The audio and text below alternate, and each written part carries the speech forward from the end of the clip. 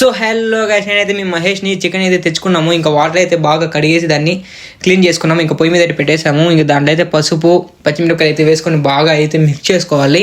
ఇంకా మిక్స్ చేసుకున్నాక మనం కాసేపు అయినాక కరివేపాకు ఇంకా పుదీనా దాంట్లో వేసి బాగా అయితే మిక్స్ చేసుకోవాలన్నమాట.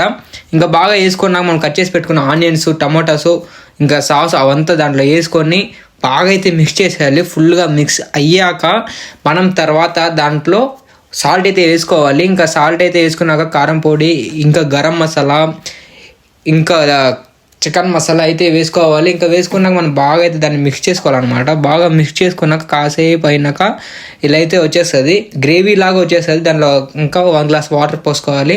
ఇంకా 1 గ్లాస్ వాటర్ పోసుకున్నాక దాని అయితే బాగా మిక్స్ చేసేసాక ఇంకా అది గ్రేవీ లాగా అయితే వచ్చేస్తుంది అనమాట. మీరే చూడొచ్చు, ఇంకా గ్రేవీ లాగా వచ్చేస్తుంది. దాంట్లో అయితే నేనైతే అయిపోయాక అన్నం అయితే వేసుకొని దాంట్లో అయితే వేసుకొని తింటే సూపర్ ఉంది. బాయ్, ఉంటాను.